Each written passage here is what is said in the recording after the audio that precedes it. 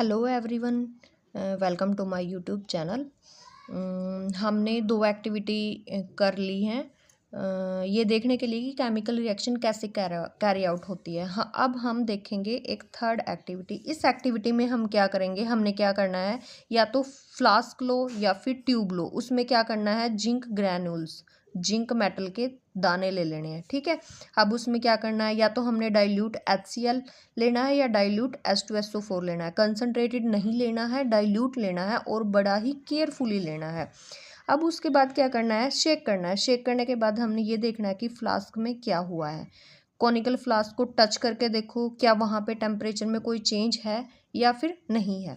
तो हम क्या देखेंगे कि यस, वहाँ पे टेम्परेचर में चेंज है। जब हम कॉनिकल फ्लास्क को टच करके देखेंगे तो हमें वो गर्म लगेगा। हमें वो गर्म क्यों लगेगा, क्योंकि जो जिंक है, जिंक ने क्या किया है, रिएक्ट किया है HCl के साथ में या फिर H2SO4 के साथ में, और क्या फॉर्मेशन की है, ZnCl2 या फिर ZnSO4 ये बनाया है। और साथ में इवोल्यूशन ऑफ हाइड्रोजन गैस हुआ है। इवोल्यूशन ऑफ हाइड्रोजन गैस की वजह से ही जो फ्लास्क है उसका टेम्परेचर बढ़ गया है, और टेम्परेचर बढ़ने की वजह से क्या हो गया है, फ्लास्क गर्म हो गया है।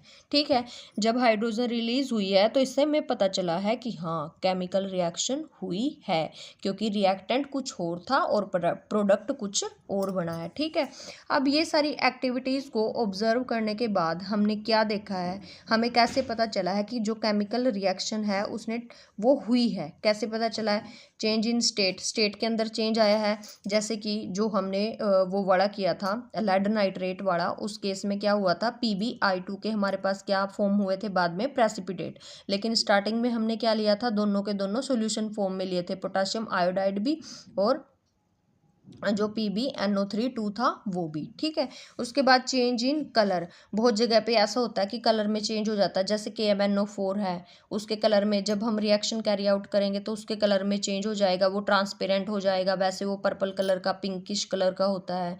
फिर इवोल्यूशन ऑफ गैस है, जैसे ये जिंक ग्रेनूल वाली एक्टिविटी हमने की है, इसके अंदर क्या हुआ है, इवोल्यूशन ऑफ हाइड्रोजन गैस हुआ है। चेंज इन टेम्परेचर, अब इसके अंदर चेंज इन टेम्परेचर भी हुआ है, क्योंकि इवोल्यूशन ऑफ गैस की वजह से क्या हो गया, एनर्जी रिलीज हुई है। और हाँ, एक और चीज, जब एनर्जी बाहर निकलती है किसी भी रिएक्शन को कैरी आउट करवाते टाइम, तो उस प्रोसेस को हम कहेंगे एक्सोथर्मिक। और कई प्रोसेस ऐसी हैं जिनको कैरी आउट करवाने के लिए, रिएक्शंस को कैरी आउट करवाने के लिए हमें हीट प्रोवाइड करनी पड़ती है, उसको हम बोलेंगे एंडोथर्मिक रिएक्शंस।